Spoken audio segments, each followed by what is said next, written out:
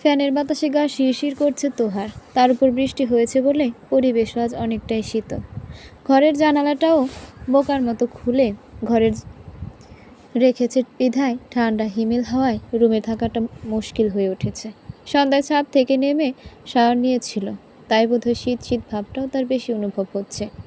গায়ে পাতলা কাঁথা নিয়ে অবিরাম মুচড়ামুচড়ি করছে তোহা।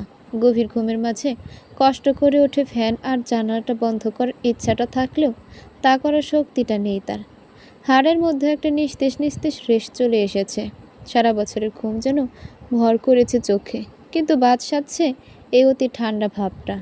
রাত প্রায় গভীর, ঘড়ি দেখা হয়নি, তবু নিঃসন্দেহে বলা যায় 1টা অথবা 1:30টা তো বেজেই গেছে। গায়ের কাঁথাটা ভালো করে ছড়িয়ে তার ভেতর মাথা ঢুকিয়ে ঘুমানোর চেষ্টা করলো তোহা। কাজও হলো এতে, ঠান্ডাটাও অতটা গায়ে লাগছে না। খানিক বাদে হরিণীর ন্যায় চোখ দুটোতে তন্ত্রাভাব এসে ঝাপটে ধরতেই দরজার লক ঘোরানোর আওয়াজ বাজে। ভাবে একটা ব্যাঘাত ঘটে গেল ঘুমের মাঝে।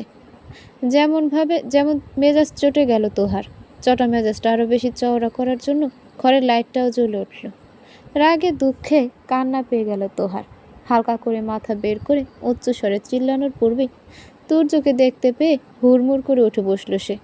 পাশ থেকে ওড়না নিয়ে গায়ে জড়াতে জড়াতে শঙ্কিত কণ্ঠে বলল, ভাইয়া তুমি এত রাতে, কিছু হয়েছে? আব্বু ঠিক আছে? বোনের ভীত কণ্ঠের মানে বুঝতে পারে তুর্য। মাঝে মাঝে তাদের আব্বুর রাতের বেলা অসুস্থ হয়ে যায়। তীব্র বুকে ব্যথা উঠে, আবারও কখনো প্রেশার লো হয়ে যায়। তবে আজ তার আব্বু সুস্থ। সে এসেছে অন্য কারণে।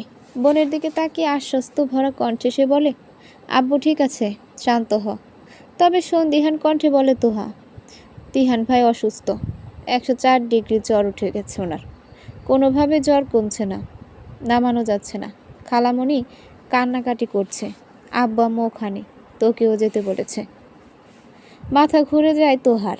সম্বিত হারিয়ে কিছুক্ষণ ফেল করে চেয়ে থাকে সে।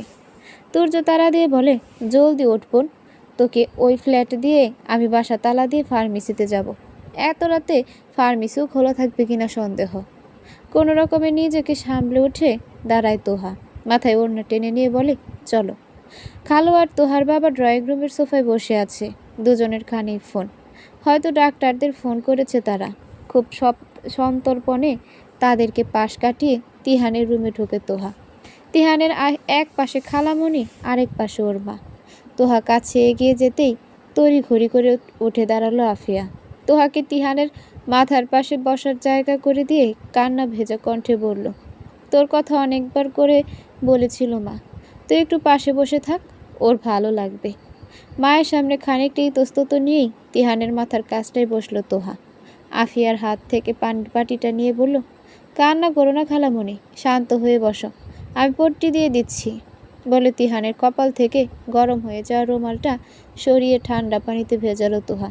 খানিক বাদে 2 হাতে চিপড়িয়ে আবারও তিহানের কপালে দেওয়ার সময় লক্ষ্য করল, চেহারা পুরো লাল হয়ে গেছে তিহানের। ঠোঁটগুলো মনে হচ্ছে টোকা দিলে রক্ত গড়িয়ে পড়বে।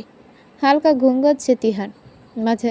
মাকে মাথা নিচু করে কোনো একটা দোয়া পড়তে দেখে আলতো করে তিহানের গালে হাত রাখলো তোহা। জ্বরে শরীর রীতিমতো পুড়ে যাচ্ছে। প্রচণ্ড ঘাবড়ে গেল তোহা। কাঁথার নিচ দিয়ে তিহানের হাত আঁকড়ে ধরে মাথা নামিয়ে ভীত কণ্ঠে ডাকল, তিহান ভাই। তার এক ডাকে আবছাভাবে চোখ মেলল তিহান। তার ধূসর মণি জোড়াও ফ্যাকাশে হয়ে গেছে। তোহার দিকে তাকিয়ে বিড়বিড় করে সে বলল, ভালো লাগছে না তিহু, কিছু ভালো লাগছে না। আচ্ছা আচ্ছা, আপনি চোখ বন্ধ করে রাখেন, ভালো লাগবে। চোখ বন্ধ করে ফেলল তিহান। তোহা হাতটা ছাড়াতে নিলেই চাপা স্বরে ছেলে মানসিক কণ্ঠে বলল, ধরে রাখ প্লিজ। তোহার ছাড়ল না হাতটা। শক্ত করে ধরে আরেক হাতে ধীরে ধীরে তিহানের চুলে হাত বুলিয়ে দিতে দিতে বলল, খালামণি আরেকটা কাঁথা বের করে ওনার গায়ে দিয়ে দাও, শীত কম লাগবে কিছুটা। আফিয়াও তাই করলো, যদিও 2টো কাঁথা জড়ানো তিহানের গায়ে। তারপরও আরও একটা মোটা কাঁথা এনে তিহানের গায়ে দিয়ে বাচ্চা সুলভ কণ্ঠে বলল, তিহান, এখন একটু ভালো লাগছে বাবা? তিহান শব্দ করল না, সে ঘুমিয়ে পড়েছে। আফিয়া ডাকলো না আর। তোহার চোখে মায়ের দিকে তাকালো। তিহানের অপর পাশের হাত মুঠোয় নিয়ে এক মনে দোয়া পড়ছে তার মা। চোখ যদিও বন্ধ, তবু কপালের চিন্তায় ভাঁজগুলোই বলে দিচ্ছে কতটা টেনশনে আছে সে। খাবার খেয়েছেন উনি? গলা নামিয়ে প্রশ্ন করল তোহা। তার হাত তখনও অনবরত তিহানের চুলের ভাঁজে বিলি কেটে যাচ্ছে। না রে মা, শতবার বলেও রাজি করাতে পারিনি, কিছুতেই খাবে না। হতাশ কণ্ঠ আফিয়ার। ভাইয়া ফার্মেসিতে গেল কেন? ঘরে প্যারাসিটামল নেই? ওনাকে ওষুধ খাওয়ানি? খাইয়েছি, দুটো নাপা ছিল, দুটোই খাইয়েছি। রাতে যদি জ্বর না কমে সেজন্যই তুর্য নতুন আনতে গেল। ওহ, বলে আবেগ ভরা দৃষ্টিতে তিহানের মুখের দিকে তাকায় তোহা। কপালের রুমালটা আবারও ভিজিয়ে পুনরায় কপালে দিতেই তুর্য হতদন্ত হয়ে রুমে প্রবেশ করে। আফিয়ার হাতে একটা প্যাকেট ধরিয়ে দিয়ে বলে, 3 মোড় ঘুরে একটা ফার্মেসি খোলা ছিল খালামণি, সেজন্যই আনতে দেরি হলো। জ্বর কমেছে একটু? তোহা তৎক্ষণাৎ গালে গলায় হাত ছোঁয়ালে তিহানের। জ্বর মেপে বলল, কমেনি ভাইয়া। খাবার খাই আর একটা নাপা খাইয়ে দেওয়া দরকার। তাহলে খালি পেটে এত ওষুধ খেলে আবার হিতে বিপরীত হতে পারে। হতাশ শ্বাস ছাড়ল তোহা। খালামণিকে বলল, তুমি ভাত নিয়ে আসো খালামণি, আমি দেখি কিভাবে ওনাকে খাওয়ানো যায়। তার কথাটা শেষ হতে না হতেই তিহান জ্বরের মাঝে তেতু সরে বলে উঠল, আমি কিচ্ছু খাবো না, শুধু শুধু ভাত এনে লাভ নেই। আফিয়া থেমে গেল। কাতর নয়নে তাকাতেই তোহা তাকে বিশ্বাস দিয়ে বলল, তুমি নিয়ে আসো তো খালামণি। তিহা, আমি খাবো না কিন্তু। জ্বরের ঘোরেও ধমকে উঠল তিহান। ভয় পেল না তোহা। বাবার ডাকে তুর্য রুম থেকে বেরিয়ে যেতেই হালকা ঝুঁকে তিহানের গালে হাত রেখে মৃদু কণ্ঠে বলল, আমি খাইয়ে দিলেও খাবেন না আপনি? ভেবে বলছেন তো? চুপ করে রইল তিহান। নীরবতা সম্মতির লক্ষণ ভেবে মুচকি হাসল তোহা। ভাতের শেষ লোকমাটা তিহানের মুখে তুলে দিয়ে সতীদায়ক হাঁপ ছাড়ল তোহা। আফিয়ার ঠোঁটের কোণে মুচকি হাসি। তোহা নির্বিকার। আতিয়া তখনও যায়নি, তবে ক্লান্তির ছাপ ফুটে উঠেছে তার মুখে। তোহা উঠে ভাতের প্লেটটা পাশে রেখে তিহানের মুখে একটা ওষুধ দিয়ে পানি খাইয়ে দিয়ে বলল, এখন শুয়ে থাকেন, জ্বর নেমে যাবে একটু পর, আমি হাতটা ধুয়ে আসি। বলে সে বাইরে যেতেই তিহান আতিয়াকে বলল, খালামণি তুমি অসুস্থ হয়ে পড়বে, তুমি যে ঘুমিয়ে পড়ো। তিহু আর মা আমার কাছে থাকুক, তাতেই হবে, চিন্তা করো না। হাত ধুয়ে রুমে ঢুকলো তোহা। তিহান মাঝখানটায় ঘুমিয়ে আছে, পাশে আফিয়া খাটের সাথে হেলান দিয়ে বসা। আতিয়াকে না দেখে বিশেষ অবাক হলো না সে। এসব তিহানের কারসাজি, জানে সে। তিহানের ডান পাশে যেয়ে বিছানায় পা ভাঁজ করে তুলে বসলো তোহা। আফিয়া চোখ বন্ধ করে রেখেছে, হয়তো ঘুম পাচ্ছে তার। জ্বর দেখার উদ্দেশ্য হাতের উল্টো পিঠ দিয়ে তিহানের গাল ছুঁয়ে দিতে তিহান চোখ বন্ধ অবস্থাতেই বলল, মাথাটা টিপে দে তো তিহু, ব্যথা করছে। সাথে সাথে বিনা বাক্য ব্যয়ে এক হাতে তার মাথা টিপে দিতে লাগলো তোহা, আর এক হাত তিহানের চুলে হাত বুলিয়ে দিতে দিতে বলল, ঘুমানোর চেষ্টা করুন, এখন ভালো লাগছে একটু? ক্ষীণ হাসলো তিহান, উত্তর দিল, তুমি কাছে থাকলে আমার কখনো খারাপ লাগে না জানপুরি। ছোট্ট নরম কমল মেইলি একটা হাতের অবাধ বিচরণ তিহানের চোখের উপর। আধা আধো জাগরণে চোখ মেললে চোখের উপর হাতের তালুর আবরণটি সর্বপ্রথম নজরে আসলো তিহানের। ঠোঁটের কোণ আপনা আপনি প্রসারিত হয়ে এলো তার। বুকের উপর ভাঁজ করে রাখা হাতটা মোটা কয়েকটা কাঁথার তল দেশ থেকে উদ্ধার করে চোখের উপর থেকে হাতটা সরালো সে। কিছুক্ষণ এক দৃষ্টিতে চেয়ে থেকে ঘাড় বাঁকিয়ে হাতের মালিকের দিকে তাকালো।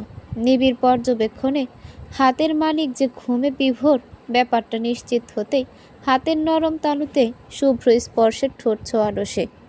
কাল তো ভয়ই পাইয়ে দিয়েছিলি বাবা। হঠাৎ মায়ের কণ্ঠে বেশ খানিকটা লজ্জা পেল তিহান। ভেবেছে মা ঘুমিয়ে আছে, কিন্তু না, আফিয়ার দৃষ্টি যে তার দিকেই, তাই স্পষ্ট হাতের লজ্জার মাত্রাটা বাড়লেও কোনো রকম তাড়াহুড়া করল না সে। ধীরগতিতে তোহার হাতটা নামিয়ে রেখে একটু কাত হয়ে মায়ের দিকে চেয়ে বলল, কাল রাতে তোমার খুব কষ্ট হয়েছে তাই না মা? আরে না রে পাগল, আমার তো তোর কষ্টটা সহ্য হচ্ছিল না। তিহান হাসল। গায়ের কাঁথাগুলো সরিয়ে মাথার চুলে হাত চালাতে নিলেই আবারও বাদ সাধল তোহার হাত। তার চুলের ভাঁজেও মেয়েটা হাত ডুবিয়ে রেখেছে। একটু অপ্রস্তুত হয়ে পড়ল, এবারও আলতোভাবে হাতটা সরালো তিহান। তোহার ঘুমে ব্যাঘাত ঘটুক তা সে চাচ্ছে না। আফিয়া একটু হেসে বলল, একটু আগে দেখলাম ঘুমাচ্ছে, অথচ গভীর ঘুমের মাঝেও তোর মাথাটা টিপে যাচ্ছে তো টিপে যাচ্ছে। তোমার বেপরোয়া ছেলের বউ বলে কথা। ছেলের একটু পরোয়া তো করতেই হবে। দুষ্টু হেসে বলল তিহান। ছেলের বউ আর হলো কই? আচ্ছা, তুই কি বুড়ো হয়ে বিয়ে করবি তিহান? মেয়েটাকে এভাবে ঘোরানো কি ঠিক হচ্ছে? তুমি তো সব জানোই মা, তিহি এখনও কলেজে বেরোয়নি। এ বয়সে মেয়ের আবেগপ্রবণ হয় বেশি। বিয়ের কথা আসলে পড়াশোনা মাথায় উঠবে, ক্যারিয়ারটা নষ্ট হয়ে যাবে ওর। তাছাড়া আমার পরিবারে এত ছোট বয়সে মেয়েদের বিয়ে হয় না। নিশাকেও তো আমরা পড়াশোনা কমপ্লিট করে তবেই বিয়ে দিয়েছি খালু। তিহু আর একটু বড় হোক, পড়াশোনাটা অন্তত শেষ করুক, তারপর না হয়। তোহা তো বুঝে তোর মনের কথা। তোর কি ওকে এতটাই বাচ্চা মনে হয়? আমি জানিও বুঝে, নির্লিপ্ত কণ্ঠে বলল তিহান। তারপর আবার বলল, আমি যতটুকু বুঝতে দিও ততটুকুই বুঝে মা, এর বেশি নয়। আর আমি ঠিক ততটাই প্রকাশ করি যতটা ওর ছোট ছোট মস্তিষ্ক নিতে পারবে। আফিয়া দীর্ঘশ্বাস ছাড়ল। তার ছেলেটা বোধহয় শ্বাস নেওয়ার আগেও 100 বার চিন্তা করে। সব কিছু একদম সূক্ষ্মভাবে চিন্তা করে, তবেই কেন সিদ্ধান্ত নেয়। গায়ের কাঁথা সরিয়ে উঠে বসে তিহান। আফিয়া উঠে দাঁড়ায়, ছেলের মাথায় হাত বুলিয়ে বলে, ফ্রেশ হয়ে যায়, ফ্রেশ হয়ে আয়, আমি নাস্তা করে আনি। ওর হাতেই খাবি? মায়ের কথায় দাঁত বের করে হেসে ফেলল তিহান। এক আঙুল দিয়ে কপাল ঘেঁষে বলল, ওর হাতের অভ্যাস হয়ে গেলে ঝামেলা হয়ে যাবে মা, আমি নিজেই খেতে পারবো। আচ্ছা, খালু কি চলে গেছে রাতে? খালু তোর বাবার সাথে ঘুমাচ্ছে। কোনো ডাক্তারকে ফোন করা আর বাদ দেয়নি কাল।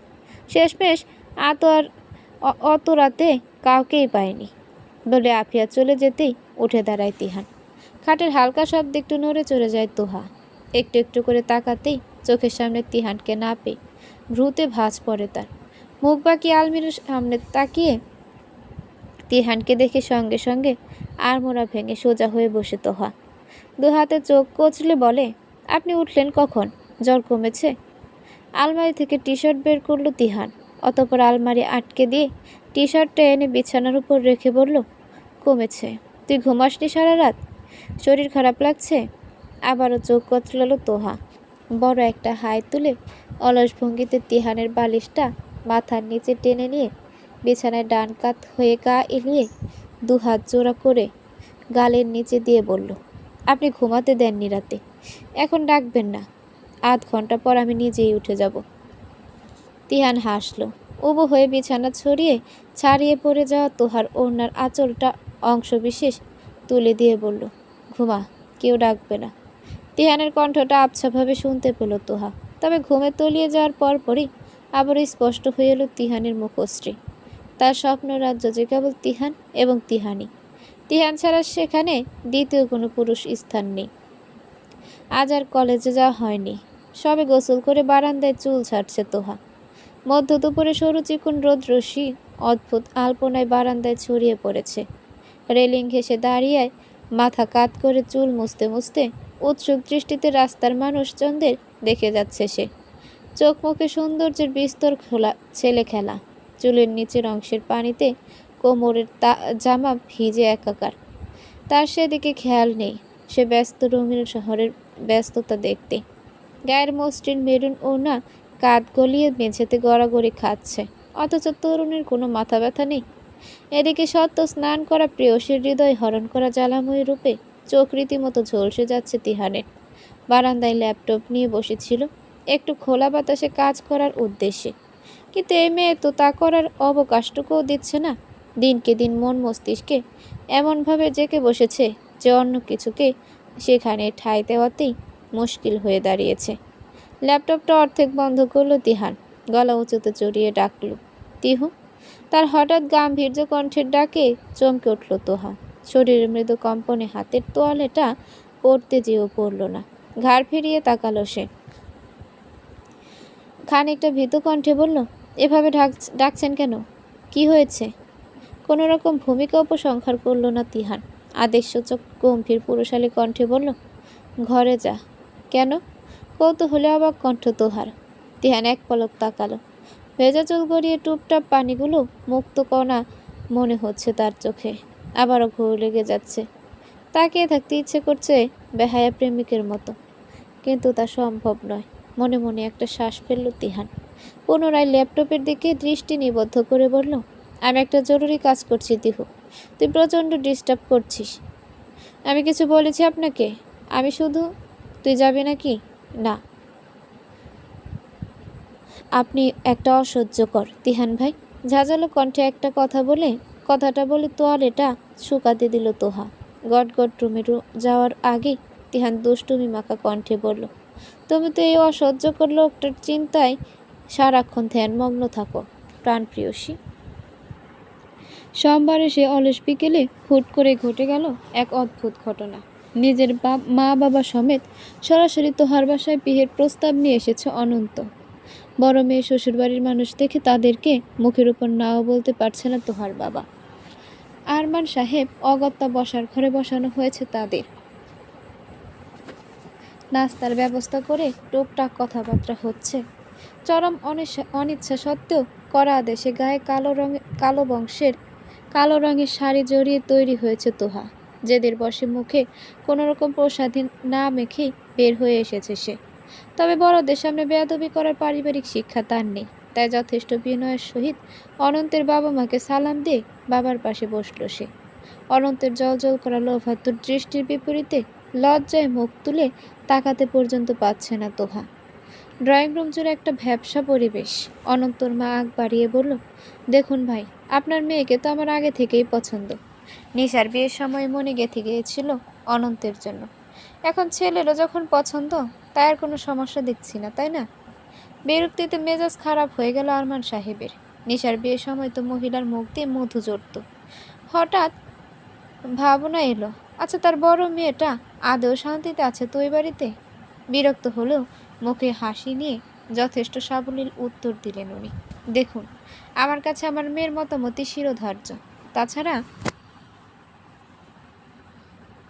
আমার ছোট মেয়ে তোহা, এত তাড়াতাড়ি ওর বিয়ের কথা আমি ভাবছি না।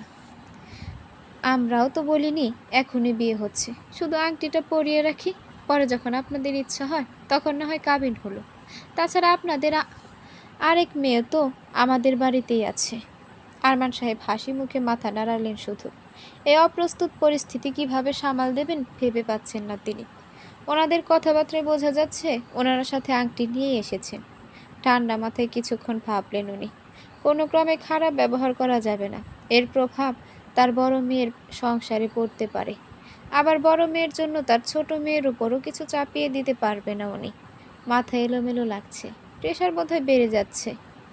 বারান্দায় মৃদু মৃদু হাওয়া, চুলগুলো হালকা উঠছে তোহার। সেগুলো কানের পিছে গুজে দিতেই কাচের চুড়িতে রিনঝিন আওয়াজে পরিবেশ সচল হয়ে উঠল। চুড়িগুলো তিহানের দেওয়া, কানের ঝুলগুলোও তিহানের দেওয়া, শাড়িটাও তিহানের দেওয়া উপহার। এগুলো পরে অনন্ত সামনে দাঁড়াতে একটা অজানা অপরাধবোধ করে করে খাচ্ছে তোহাকে। অনন্ত সংস্পর্শে থাকাটাই দম বন্ধকর লাগছে। অনেক বেশি সুন্দর দেখাচ্ছে তোমাকে তোহা। কেন যেন প্রশংসাটাও নিতে তেতো লাগলো তোহার। নিজেকে একটু গুটিয়ে নিল সে। কোনো রকম উত্তর দিল না। তাকে চুপ থাকতে দেখে কয়েক কদম এগিয়ে এলো অনন্ত। তোহার সারা শরীরে চোখ বুলিয়ে নিজের থুতনিতে হাত রেখে বলল, you are such a beauty বলে আচমকায় তোহার শাড়ি গলিয়ে উন্মুক্ত কোমরে হাত চালিয়ে দিল অনন্ত। মুহূর্তে এক বাজে অভিজ্ঞতার ভেতর দিয়ে চলে গেল তোহার কিশোরী মন। ছিটকে সরে যেতে চাইলে অনন্তের বেষ্টনী থেকে মুক্ত হতে পারল না সে। ঠিক সেই মুহূর্তে তিহানের সেদিনের কথাগুলো মনে পড়তেই একটা আলাদা শক্তি চলে এলো তোহার মনে। শক্ত হাতে অনন্তর হাতটা ঝামটা মেরে সরিয়ে ধীর কণ্ঠে সে বলল, গায়ে হাত দিবেন না। অনন্ত হাসল, বৃষ্টি সেই হাসি। বলল, তোমার সাথে তো আমারই বিয়ে হবে তোহা, এত লজ্জার কি আছে? বিয়ে এখনো হয়নি, আমি না বললেই বাবা কখনো জোর করবে না। মুহূর্তে চোয়াল শক্ত হয়ে এলো অনন্ত। কটমট করে সে বলল, তার মানে তুমি না করবে? নিজের বড় বোনের সংসারের কথা ভাববে না? আর শুনলে না তোহা? এক ছুটে বারান্দা থেকে বেরিয়ে এলো। তোহাকে এখন সাজসজ্জায় দেখে বসার ঘরের এক কোণে বজ্রপাতের ন্যায় আহত দৃষ্টিতে চেয়ে রইল তিহান। একবার তার চোখের দিকে তাকালো তোহা। রক্তলাল ভয়ঙ্কর চোখ জোড়া দেখে ভয়ে কুঁকড়ে গেল মন। তন্মধ্য একটা কথাও বের হলো না তার মুখ থেকে। অনন্তর বাবা মাকে বেশ বুদ্ধিমানের ন্যায় সামাল দিচ্ছে আরমান সাহেব। ঠান্ডা মাথায় তাদেরকে কিছু একটা বুঝ দিয়ে পরিস্থিতি ঠান্ডা করছে। তারা চলে যেতেই জামা কাপড় না বদলে আফিয়ার সাথে তাদের ফ্ল্যাটে চলে এসেছে তোহা। তাদের বসার ঘরে বসতেই আফিয়া যে এক গ্লাস পানি এনে দিল তাকে। ঢক ঢক করে সেটা গিলে নিতেই মেইন দরজা দিয়ে তিহানকে ঢুকতে দেখতে পেল সে। থমথমে চেহারা তার। আফিয়া তখন তোহার মাথায় পরম স্নেহে হাত বুলিয়ে দিচ্ছে। মেয়েটার উপর দিয়ে আজ অনেক ধকল গেছে। তোহা পানির গ্লাসটা সামনে টেবিলের উপর রাখতেই তুমুল গতিতে দরজা লাগানোর শব্দ কানে এলো। কাচের টেবিলের উপর গ্লাসটা হালকা একটু কেঁপে উঠল বোধ হয়। হতভম্ব দৃষ্টি তিহানের রুমের দরজার দিকে। চোখ যায় তোহার। আফিয়া হতাশ শ্বাস ছাড়ে। ছেলের রাগের কারণ তার অজানা নয়। তিহানের সাথে কথা বলার জন্য মন উসখুস করছে তোহার। আফিয়া বুঝতে পারে তোহার অস্থিরতা। পানির গ্লাসটা নিয়ে পাশ থেকে উঠে সে বলে, রান্নাঘরে একটু কাজ আছে মা, তুই বস, আমি আসছি। তোহা মৃদু হেসে মাথা নাড়িয়ে বললে, আচ্ছা খালামণি। আফিয়া চলে যেতেই উঠে দাঁড়ালো তোহা। ধীর পায়ে তিহানের রুমের দরজা খুলতে একরাশ কালো অন্ধকার দৃষ্টি ডুবে গেল তার। নক করল না সে। অন্ধকারে ঢুকে ভেতর থেকে দরজা আটকে দেয়াল হাতড়ে মেঁধে হলো নীল লাইটটা জ্বালিয়ে দিল। তিহান উল্টো হয়ে ঘুমাচ্ছে ফর্সা পিটুপুর দিকে। তবে তোহা জানে সে ঘুমাচ্ছে না, অতির আগে চোখ বন্ধ করে শুয়ে আছে শুধু। সে কাছাকাছি যেয়ে পিঠের উপর আলতো করে হাত রেখে আদরে কণ্ঠে ডাকলো, তিহান ভাই। উত্তর দিল না তিহান। তোহা আবার ডাকলো, তিহান ভাই আপনি? এখান থেকে যাতি হো, এক্ষুনি যা। শক্ত কাট কণ্ঠে বলল তিহান। তোহা পিঠের ওপর রাখা হাতটা এগিয়ে তিহানের গালে রাখল। অপরাধী মিনমিনে কণ্ঠে বলল, আপনি ভুল বুঝছেন তিহান ভাই। শক্ত করে ধরে গাল থেকে তার হাতটা সরিয়ে দিল তিহান। একটু লজ্জা পেল তোহা। তিহান চোখ বন্ধ করা অবস্থাতেই বলল, তোকে ভুল বা ঠিক বোঝার অধিকার আমার নেই তিহ। অযথা কারো ওপর অধিকার আমি ফলাই না, যা প্লিজ। গলা ভিজে এলো তোহার। সিক্ত কণ্ঠে সে বলল, তিহান ভাই আমি কি করতাম বলেন? আমি কি তোকে কিছু বলেছি তিহ? অযথা মাথা ঘামাচ্ছিস কেন? আমি এত ইম্পর্টেন্ট কেউ নেই, তোরা তো ভাবতে হবে না। শান্তিতে থাক, আমাকেও শান্তিতে থাকতে দে। উত্তরে দমে গেল না তোহা। তিহানের রাগের বশে বলা কথাগুলো কোনো রকমে হজম করে নিল। উপরন্ত শক্ত করে তিহানের বাহু আঁকড়ে ধরে বলল, আপনি এত রাগ করছেন কেন? বিয়েতে তো আমি হ্যাঁ বলিনি। চোখ মেলে তাকালো তিহান। এতক্ষণের চাপা রাগটা হঠাৎই নগ্নভাবে প্রকাশ হয়ে গেল। তোহাকে একটানে বিছানার উপর ফেলে তার উপর চড়াও হলো সে। তোহা মূর্তির ন্যায় চেয়ে আছে। আকস্মিক ঘটনাটা মেনে নিতে পারেনি তার কিশোরী মন। বুকে হালকা ধাক্কার আভাস পেতেই হিদাহিদ শূন্য তিহান বিছানায় হাত দুটো চেপে ধরল তোহার। রাগে কটমটে কণ্ঠে বলল, আমার অনুভূতির একরত্তি মূল্য নেই তোমার কাছে? আমার দেয়া ভালোবাসার জিনিসগুলো পরে তুমি অন্যের সামনে নিজেকে প্রদর্শন করেছ, তা আবার এমন একটা ছেলের সামনে যে কিনা তোমাকে বিন্দুমাত্র সম্মান করে না, যার চোখে শুধুমাত্র তোমার জন্য কামনাই আছে। তোমাকে সেদিন বলেছিলাম আমি, নিজের গুরুত্বটা বোঝো। তুমি অনেক বড় কিছু, অন্তত আমার কাছে। তোমার কি মনে হয় বারান্দা থেকে আসার পর তোমার চেহারার অবস্থা দেখে আমি কিছুই আজ করতে পারিনি? এতটা অধম আমিও না। ও যে আজও তোমার সাথে আপত্তিকর কিছু করেছে তা বুঝতে এক সেকেন্ডও লাগেনি আমার। তুমি কি পারতে না খালোকে তখনই বলে দিতে? তখনই মুখের উপর তাদের প্রস্তাবটা ফিরিয়ে দিতে? বলতে পারতে না? বলো। কিন্তু তুমি কি করলে? তুমি চুপ ছিলে। কেন চুপ ছিলে বলো? কেন চুপ ছিলে? আমি তখন এসব বললে আমার বোনের সংসারে কি হতো আপনি বুঝতে পারছেন? মাত্র বিয়ে হয়েছে ওর, অনন্তর বাবা মা আদৌ তাকে শান্তিতে সংসার করতে দিত? রাগে দুঃখে অভিমানে চোখের জল ছেড়ে দিল তোহা।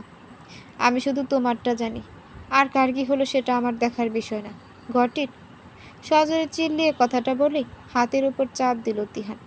ফলস্বরূপ কয়েকটা চুড়ি ভেঙে তার হাতেই পাল্টা আঘাত করলো। বেরিয়ে এলো রক্ত। তোহার হাত অক্ষত। চুড়ি ভাঙার মটমট শব্দ হতেই তোহাকে ছেড়ে দিল তিহান।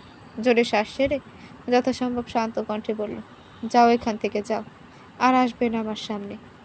উঠে গেল তোহা। শাড়ির আঁচল সামলে বিছানা থেকে নেমে এক দৌড়ে বেরিয়ে গেল। সাথে করে নিয়ে গেল এক সমুদ্র অভিমানের পাহাড়। সে বেরিয়ে যেতেই চোখ বন্ধ করে বিছানায় হেলান দিয়ে বসল তিহান। চুরির টুকরো গুলো পড়ে আছে মাঝখানটায়। সেগুলো হাতে নিয়ে মুচড়ে মুচড়ে আরো কয়েক টুকরো করল তিহান। ঠোঁট কাঁপছে তার, চোখ জ্বালা করছে, নিজের উপর প্রচণ্ড ঘৃণা হচ্ছে হঠাৎ করে। সেদিন রাতটা কোনো রকম পার হলো তোহার। অসহ্য মানসিক যন্ত্রণায় ছটফট করল সে। মস্তিষ্কে জট বাঁধানো হাজারো চিন্তায় রীতিমতো মাথা ভন ভন করতে শুরু হলো। এক পর্যায়ে, তবুও সে নিজেকে কোনো রকমে সামলে নিয়েছিল। তবে পরের দিন সকালে মাথাটা আবারও লণ্ডভণ্ড হয়ে গেল তার। তাকে কলেজে নেওয়ার জন্য তিহান আসেনি। এতটুকু হলেও কি ছিল? ঠিক ঠিক ছিল। প্রচণ্ড অস্থির লাগাটা তখনই শুরু হলো, যখন সারাদিনও তিহানের দেখা মিলল না, না নিজের বাসায় না তাদের বাসায়। লজ্জায় মুখ ফুটে খালামণির কাছে তিহানের খোঁজও নিতে পারল না তোহা। রাতের প্রায় 2টো পর্যন্ত বারান্দায় অপেক্ষা করেছে, সদর দরজার দিকে এক দৃষ্টিতে তাকিয়ে থেকেছে, কিন্তু না, তিহান ফিরেনি। তিহান নেই, তার আশেপাশের কোথাও নেই। আধ ভাঙা মন নিয়ে বিছানায় শুয়ে আছে তোহা। ঘরের বাতি নিভানো, জানালায় ভারী পর্দা টেনে দেওয়া। ফলস্বরূপ দুপুরের সময় হওয়া সত্ত্বেও ঘরের আলোর ছিটে ফোটা নেই। বালিশে মুখ গুজে সশব্দে ফোপাচ্ছে তোহা। সেদিন তিহানের ঘর থেকে বের হওয়ার পূর্বে তিহান কাট কাট কণ্ঠে স্পষ্ট ভাষায় তাকে বলে দিয়েছিল, অনন্তের ব্যাপারটায় আমার কাছ থেকে কোনো রকম এক্সপেকটেশন রাখবা না। আর যা করার নিজে করতে পারলে করবা, নয়তো না। কিন্তু এটা ভাবো না যে আমি খালুকে যে বলবো বা এরকম কিছু। এতটুকু শোনার পর আর শোনেনি তোহা। ছুটে বেরিয়ে এসেছিল। পুরো একটা দিন কেটে গেল, অথচ তিহান সত্যি তার সাথে কোনো কথা তো দূর, সে তো চলেই গেছে। কোথায় যেন? এত রাগ কেন? তার দিকটা একটু বোঝার চেষ্টা করলো না তিহান? তার পরিস্থিতি, তার মনের কষ্টটা বুঝলো না? আবারও হু হু করে উঠল তোহা। ব্যথায় মাথা ছিঁড়ে যাচ্ছে রীতিমতো। দুপুরে খাওয়া শেষে ধীর পায়ে বাবার রুমের দরজায় টোকা দিল তোহা। মা এখন রুমে নেই, সে রান্নাঘরে। আরেকবার টোকা দিতে ভেতর থেকে আরমান সাহেবের গম্ভীর কণ্ঠের অনুমতি পেয়ে মাথায় ওড়না টেনে নিয়ে জোরে একটা শ্বাস ছাড়ল তোহা। খাবার টেবিলে আরমান সাহেব বিয়ের ব্যাপারে, তোহার মতামতের ব্যাপারে শুনতে চেয়েছিলেন, তবে তোহা এখন কোনো উত্তর দেয়নি, চুপ করেছিল। গুটি গুটি পায়ে রুমে প্রবেশ করলো। তোহা দরজাটা ভিজিয়ে দিয়ে মাথা উঁচু করে দাঁড়ালো। আরমান সাহেব বিছানায় বসে আছেন। তোহা এগিয়ে যেতে তাদের হাতের ইশারায় পাশে বসতে বললেন তিনি। কোনো কারণ ছাড়াই তার ছোট্ট মেয়েটা তাকে ভয় পায়। কখনো সন্তানদের সাথে উচ্চস্বরে ধমকাধমকি করেননি তিনি, আর ছোট মেয়েকে তো আরও মাথায় তুলে রেখেছেন। তবুও ছোট্ট মেয়েটা তাকে ভয় পায়। মুখ ফেটে কখনো কিছু বলে না। মেয়ে কিছু একটা বলতে এসেছে, তবে আর আড়ষ্টতা বুঝতে পারল আরমান সাহেব। মুচকি হেসে মেয়ের মাথায় হাত রাখলেন, বললেন, কিছু বলবে? ওপর নিচে মাথা নাড়ালো তোহা, তবে মুখ দিয়ে কথা বের হলো না তার। খানিক বাদে আরমান আবারও বললেন, নির্দ্বিধায় বলো, তোমার কি ওনাদের প্রস্তাবটায় মত নেই? আমি তাহলে তাদের মানা করে দেব। উনি আমার সাথে অসভ্য আচরণ করেছে আব্বু, আমার গায়ে হাত দিয়েছে। মাথা নিচু করে কথাটা বলে এক প্রকার মিইয়ে গেল তোহা। মেয়ের কথায় যেন আকাশ ভেঙে পড়ল আরমান সাহেবের। তার মেয়ের সাথে এমন কিছু হয়েছে কাল, ঘুণাক্ষরও আজ করতে পারেনি তিনি। পারলে তখনই মুখের ওপর তাদের বিদায় করে দিতেন। মুখের চোয়ার শক্ত হয়ে এসেছে তার, চোখে ক্ষোভ।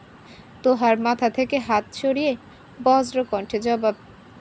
বজ্রকণ্ঠে উনি বলেন, তুমি আমাকে আগে বলনি কেন? একটা ফাঁকা ঢোক গিলল তোহা। বলল, উনি বলেছেন আমি বিয়েতে না করলে আপুর সংসারে ঝামেলা হবে, সেজন্যই। এত বড় সাহস! কোনো কাপুরুষের সাথে নিশার বিয়ে দেইনি আমি, যে এই ঠুনকো বিষয়ে তার সংসারে ঝামেলা হবে। বলে ফোনটা হাতে নিলেন উনি। সৌহার্দ্যকে ফোন করে কড়া শব্দে কিছুক্ষণ কথোপকথন চালিয়ে ফোনটা রাখতেই ফুপিয়ে উঠল তোহা। নিজেকে আটকাতে না পেরে উচ্চস্বরে কান্না করে দিল। আরমান সাহেব ভাবলেন না, মেয়েকে বুকে টেনে নিয়ে সস্নেহে মাথায় হাত বোলাতে লাগলেন। বিকেলের পরে গিয়েছে। কলিং বেলের শব্দে বুকটা ধক করে উঠল তোহার। নিশা, সৌহার্দ্য, অনন্ত, ওনাদের বাবা মা সবাইকে বাসায় আসতে বলেছে আরমান সাহেব। তারাই হয়তো এসেছে। বাড়ির ওপর দিকে ঝড় বয়ে যাবে তা জানে না তোহা। ভয়ে হাত পা কাঁপছে তার।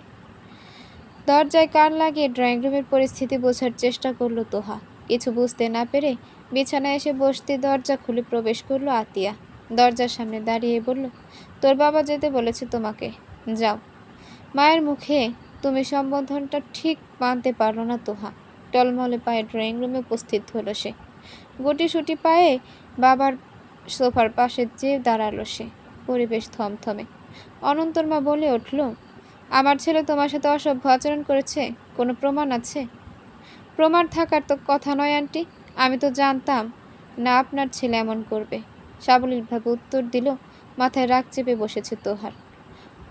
অনন্ত ড্যাম কেয়ার ভাব নিয়ে বলল, আপনার মেয়ে মিথ্যা বলছে, আমি এমন কিছু করিনি। মাথায় রক্ত উঠে গেল তোহার। দু কদম এগিয়ে যে আচমকায় সজোরে অনন্তর গালে চর বসিয়ে দিল সে। হঠাৎই চুপ হয়ে গেল সবাই। অনন্তর গালে হাত, চোখে বিস্ময়। একটা মেয়ের হাতের চরে তীব্র অপমানটা সহজে হজম করতে পারল না সে। খানিক বাদে আরমান সাহেব উঠে দাঁড়ালেন। তোহার হাত টেনে তাকে নিজের পাশে বসিয়ে বললেন, দেখুন, আমার মেয়েকে যথেষ্ট বিশ্বাস করি আমি। আপনারা হয়তো নিজেরাও জানেন না আপনাদের ছেলে কেমন। শুধু শুধু দোষ থেকে লাভ নেই। আপনাদের চেহারা দেখেই বোঝা যাচ্ছে আপনারা ছেলের দোষ স্বীকার করছেন না। যাই হোক, আমার মেয়ে চর মেরেছে, সেজন্য আমি দুঃখিত নই। চরটা আপনাদের ছেলের প্রাপ্য ছিল। আর সৌহার্দ্য, তুমি যদি এই ঘটনার রেশ ধরে নিশা আর আমার সংসারের কোনো প্রভাব পড়বে না বাবা। আমি নিজেই লজ্জিত আমার ভাইয়ের কর্মকাণ্ডে। আপনি দয়া করে এসব বলে আমাকে আর ছোট করবেন না প্লিজ। আরমান সাহেব একটু হাসলেন। দুই ভাই, অথচ কত পার্থক্য। তবে মেয়ের বাবা হওয়া সহজ নয়।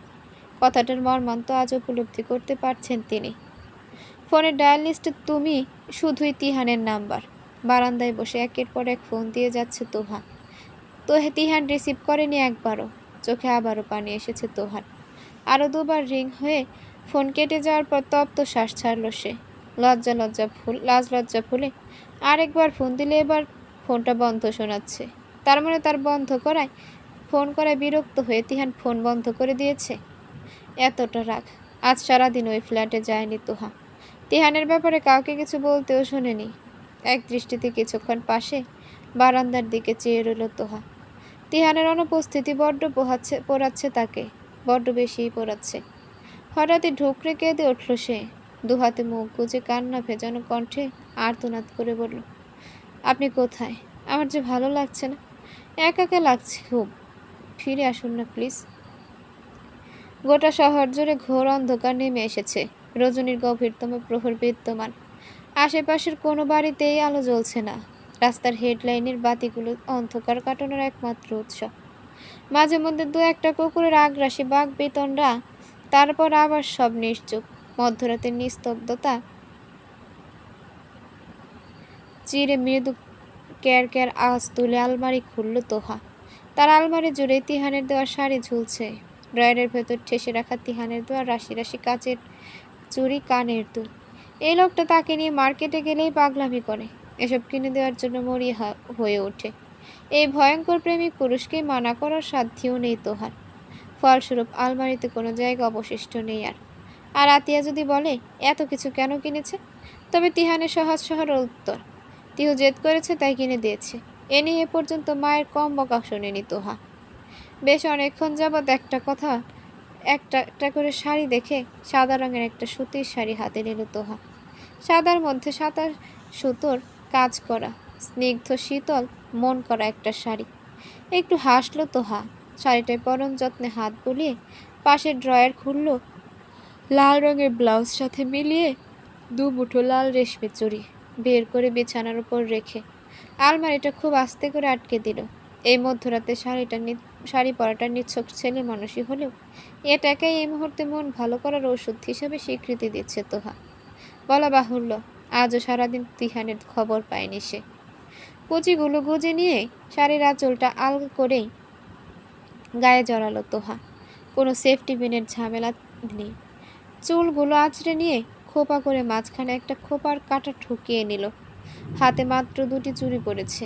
তখনই চিরচেনা গুনগুন করা কণ্ঠ কানে এসে অতি অনাকাঙ্ক্ষিত আকাঙ্ক্ষিত কিছুর জানান দিল তাকে। এক পলক থমকালো তোহা। ষষ্ঠ ইন্দ্রিয়র বদলতে ঘটনার অর্ধদ্বার হতেই চমকে উঠল সে। ঠোঁট জোরে খেলে গেল অবসরণীয় হাসির ঝলক। ঝলঝলে কাপা পায়ে বারান্দায় চেয়ে পাশের বারান্দায় চোখ পড়তে একটা কালো সুঠাম দেখে অবয়ব দেখা মাত্র চোখ জোড়া পানিতে টলমল করে উঠল তোহার। আর এক মুহূর্ত দেরি করল না সে। উদ্ভ্রান্তের মতো ড্রয়ের হাতে তিহানের ফ্ল্যাটের চাবি খুঁজে নিয়ে বিনা শব্দে বেরিয়ে পড়ল। বিছানায় ছড়িয়ে ছিটিয়ে পড়ে রইল লাল রেশমি চুড়িগুলো। তৃষ্ণার্ত প্রেমিকার প্রণয় পিপাসা দেখে যেন তারাও বিদ্রুপ করে হাসছে। প্রেমিকের অপেক্ষা বুঝে এতটাই পীড়াদায়ক। মৃদুমন্দ হয় মন ভাসাতে না পেরে ঘরে যাওয়ার জন্য উদ্যত হচ্ছিল তিহান। পেছনে ঘুরতেই তার পাগল প্রায় প্রাণপ্রেয়সীর হামলে পড়া ধাক্কায় আচমকায় বেসামাল হয়ে পড়ল সে। দু কদম পিছিয়ে রেলিংয়ের সাথে শরীর ঠেকে যেতে নিজেকে যথাসম্ভব সামলানোর চেষ্টা করলো। দু হাতে আষ্টে পৃষ্ঠে তার গলা জড়িয়ে ধরেছে তোহা, যেন ছেড়ে দিলে সে আবার পালিয়ে যাবে। পায়ের পাতা সর্বোচ্চ উঁচু করে দাঁড়ানো সত্ত্বেও তোহা তার তিহানের গলা অবধি পৌঁছায়নি, বুকের উপরিভাগের সাথে জড়িয়ে আছে। প্রবল কান্নার ধমকে গায়ের পাতলা টি শার্ট ভিজে যাচ্ছে তিহানের। গায়ের সাথে লেপ্টে থাকা প্রেয়সীর মেলি উষ্ণতায় বুকের ভেতরে নিদারুণ ঝড়ো হাওয়া ইতিমধ্যে বইতে শুরু করে দিয়েছে। কয়েকবার ঢোক গিলল তিহান, নিজের পৌরশালী মনোভাবটাকে সংযত করে আলতো করে তোহার মাথায় হাত রাখল। ছোট্ট করে বলল, শান্ত হও। তোহা শান্ত হলো না। উপরন্ত গুনে গুনে দুদিন পর তিহানের কণ্ঠ শুনে কান্নার মাত্রাটা হু হু করে বেড়ে গেল তার। কাঁদতে কাঁদতে সে থেমে থেমে বলল, আপনি আপনি কোথায় ছিলেন? আমি তো বলতে বলতেই হেঁচকি উঠে গেল তার। মাথায় রাখা হাতটা চুলের ভাঁজে ভাঁজে গলিয়ে দিয়ে তাকে থামালো তিহান। নিচু কণ্ঠে বলল, আচ্ছা, এখন এখন তো এসে পড়েছি। তার কথাবার্তা কোনো কিছুতেই কাজে দিল না। তোহার জলগুলো আর বাদ মানার নয়। ছোট্ট করে একটা অস্বস্তিতম শ্বাস ছাড়ল তিহান। কান্নারত মেয়েটার কান্না থামাতে না পেরে নিজেকে চরম অধম মনে হচ্ছে। কিছুক্ষণ চুপ থাকলো সে, অতঃপর কোমল মোলায়েম কণ্ঠে আকুতি নিয়ে বলল, আর কেঁদো না, থামো। তিহানের শান্তশিষ্ট মোহময় কণ্ঠে আরো কয়েকবার ফুপিয়ে উঠে কোনো রকম থামলো তোহা। তবে তিহানকে ছাড়ল না। একটু হাসলো তিহান। তোহার শাড়ি অগোছালো, হাত উঁচিয়ে গলা ধরে রয়েছে বিধায় কোমর পিঠের অনেক অংশই চোখের সামনে দৃশ্যমান। মুহূর্তে দৃষ্টি সরালো তিহান। ধীর কণ্ঠে বলল, এরকম আদুরে খোলামেলা আবেশে আমার সাথে লেপ্টে থাকলে যে কোনো সময় অনর্থ হয়ে যাবে। তুমি কি চাও আমার দ্বারা কোনো অনর্থ হোক? কথার মানেটা সহজেই বুঝল তোহা। লজ্জিত ভঙ্গিতে নতজানু হয়ে তিহানকে ছেড়ে দিল সে। শাড়ির আঁচল টেনে সামলে নিতেই তিহান হাত বাড়িয়ে তার খোপার কাঁটাটা খুলে নিল। ঘন কালো চুলগুলো পুরো পিঠে ছড়িয়ে দৃশ্যমান অংশগুলো আবৃত করে নিতেই তিহান কাঁটাটা নিজের পকেটে ঢুকিয়ে বলল, খোলাই থাক, বেঁধো না। এক পলক তাকালো তোহা। রক্তলাল হয়ে আছে তার কন্দ্রনরত নয়ন জোড়া, চোখ মুখে ভেজা ভাব। মুখের সামনের চুলগুলো কানের পিছে গুজে নিয়ে সে অভিমানী কণ্ঠে বলল, আপনি কোথায় ছিলেন এই 2 দিন? উত্তরে তোহার বাহু ধরে তাকে কাছে টেনে নিল তিহান। হাত দিয়ে গাল মুছিয়ে বলল, অফিসের কাজে ঢাকার বাইরে গিয়েছিলাম, জরুরি কাজ ছিল। আমার ফোন ধরেননি কেন? কতবার ফোন করেছি আপনাকে? বলতে বলতে গলা ধরে এলো তোহার। ঠোঁট কামড়ে কান্না আটকানোর চেষ্টা করে ব্যর্থ হলো সে। চোখের কোণ বেয়ে টুপ টুপ করে এক ফোঁটা জল গড়িয়েই পড়ল। ফোন ধরিনি কারণ আমি তখন প্রচণ্ড রেগেছিলাম তোমার উপর। তুমি তো জানোই রাগলে মাথা ঠিক থাকে না আমার। রাগের বশে আরো উল্টো পাল্টা কিছু বলতে চাচ্ছিলাম না তোমাকে। বুঝতে পেরেছ? স্বাভাবিকভাবে উত্তর দিল তিহান। চোখে মুখে অসহায়ত্ব নিয়ে তাকালো তোহা। মাথাটা কাত করে তিহানের বুকে রেখে বলল, আপনি এখনো রেগে আছেন? তিহান দুষ্টু হেসে বলল, এমন রূপময়ী হয়ে এত কাছে এসে এইভাবে কান্না করলে রেগে থাকা যায়? অন্তত আমার পক্ষে তো সম্ভব নয়। মুচকি হাসল তোহা, তবে মুখে কিছু বলল না। চোখ বন্ধ করে ফেলতেই তিহান আবারও তার চুলের ভাঁজে হাত ডোবালো। ওপর থেকে নিচে আঙুল দিয়ে আশ্রয় দিতে দিতে বলল, এই রাতের বেলা শাড়ি পরে আছো যে? এত রাত অব্দি জেগেই বা আছো কেন? আমাকে দেখলে কি করে? বারান্দায় ছিলে, ঘুমাওনি? আমি 2 রাত যাবৎ ঘুমাইনি। তোহার এই ছোট্ট কথাটায় মনটা বিষিয়ে গেল তিহানের। চুল আঁচড়াতে থাকা হাতটা থেমে গেল অজান্তে। কণ্ঠে অদ্ভুত একটা ব্যথা নিয়ে সে বলল, খুব বেশি কষ্ট দিয়ে ফেলেছি? খুব বেশি শান্তি দিচ্ছেন এখন? আপনার এই বুকটা অনেক শান্তি, জানেন? মনে হয় সারাক্ষণ এখানেই ঘুমিয়ে থাকি। ওটা তোমারই, ওখানটায় মাথা রাখার অধিকার তো শুধুই তোমার। একটু লজ্জা পেল তোহা। খানিক বাদে উৎফুল্ল কণ্ঠে বলল, আপনি জানেন অনন্তকে? সাবিস জানি, সব জানি আমি। এখন আর ওসব বলতে হবে না। মার থেকে সবটাই শুনেছি আমি। আর যথেষ্ট খুশিও হয়েছি তোমার উপর। মাথা তুলে তাকালো তোহা। ঠোঁট এলিয়ে হাসতে তিহানও হাসল। হঠাৎ তোহার হাতের দিকে চোখ পড়তেই তা আঁকড়ে ধরল তিহান। কবজি ধরে তুলে চোখের সামনে এনে সন্দিহান কণ্ঠে বলল, দুটো চুড়ি। শাড়ি পরেছ অথচ চুড়ি পরনি কেন? লাল চুড়ি নেই আর? আছে তো। আপনাকে দেখে আর চুড়ি পরায় সময় নষ্ট করিনি, না পরেই চলে এসেছি। ভ্রুবাকে তাকালো তিহান। তোহাকে নিজের থেকে ছাড়িয়ে পাশের মোড়ায় বসিয়ে বলল, একটু বসো। তোমার জিনিসগুলো ব্যাগ থেকে বের করা হয়নি, নিয়ে আসি সেগুলো। কথার পেটে তোহাকে কিছু বলার অবকাশ না দিয়েই রুমে চলে গেল তিহান। হতাশ দৃষ্টিতে সেদিকে তাকালো তোহা। লোকটা না জানি আবার কোন পাগলামি করছে। তিহান ফিরে এলো হাতে বড় একটা ব্যাগ নিয়ে। আরেকটা মোড়া টেনে মুখোমুখি বসে ব্যাগটা তোহার কোলের উপর রেখে বলল, সেদিন তোমার দুটো চুড়ি চাপ দিয়ে ভেঙে ফেলেছিলাম। বহু খুঁজে ওই সেম ডিজাইনের চুড়ি পাইনি, তবে এখানে নতুন 20টা ডিজাইনের চুড়ি আছে। সুন্দর লেগেছে তাই নিয়ে এসেছি। তোমার পছন্দ না হলে বলো, বদলে আনবো না। আর একটা শাড়ি আছে, ভালো লাগলো তাই নিয়ে আসলাম। আপনি কি পাগল নাকি? এত কিছু কোথায় রাখবো আমি? চিন্তিত বিস্ময় কণ্ঠ তোহার। তিহান হেসে বলল, সেটা তোমার ব্যাপার। আচ্ছা দেখি দাও তো এখন। এখানে লাল চুড়ি ছিল, তোমার হাত দুটো খালি খালি লাগছে বলে তোহার হাত থেকে ব্যাগটা টেনে নিল তিহান। অনেকক্ষণ হাতড়ে হাতড়ে পর্যবেক্ষণ করে অবশেষে লাল চুড়ির প্যাকেটটা হাতে এলো তার। ব্যাগটা নামিয়ে রেখে চুড়ির কাগজটা খুলল সে।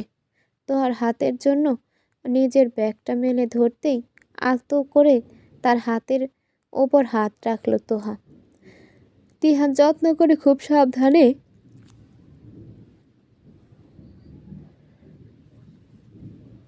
তার হাতের চুড়ি পরিয়ে দিল। হালকা ঝাঁকিয়ে নিতে রিনঝিন শব্দ তরঙ্গে মুখে প্রশস্ত হাসি ফুটে উঠল তিহানের। আপনার গালে কি হয়েছে? হঠাৎই তিহানের গালের মধ্যভাগটায় হাত ছুঁয়ে বলল তোহা। সেভ করতে গিয়ে কেটে গেছে। তোহার অপরান্তে পরানো চুড়িগুলো নাড়াচাড়া করতে করতে নির্লিপ্ত ভঙ্গিতে উত্তর দিল তিহান। তোহাও ঝুঁকে গেল অনেকটা। কাটা জায়গাটায় বৃদ্ধা আঙুল ফুলিয়ে নিজেই আর্তনাদ শুরু করে দিল। ইস, কতখানি কেটেছে বলে। আরও একটু সামনে ঝুঁকতেই তিহান তার গালে হাত রেখে আটকে দিয়ে খানিকটা আহাজারি করে ধরা গলায় বলল, আর কাছে এসো না প্রেমনন্দিনী। তোমার এই মেইলি গ্রানটায় কবে যেন আমি উন্মাদ হয়ে যাই। কথাটা শোনা মাত্র যার পরনে তুমুল লজ্জা ঘিরে ধরল তোহাকে। এক প্রকার ছিটকে সরে অন্যদিকে তাকিয়ে বসল সে। চোখ মুখে কেমন অসচ্ছলতা। তিহানের দিকে তাকানোর সাহস নেই। তিহান মাথা ঝুঁকিয়ে হাসল।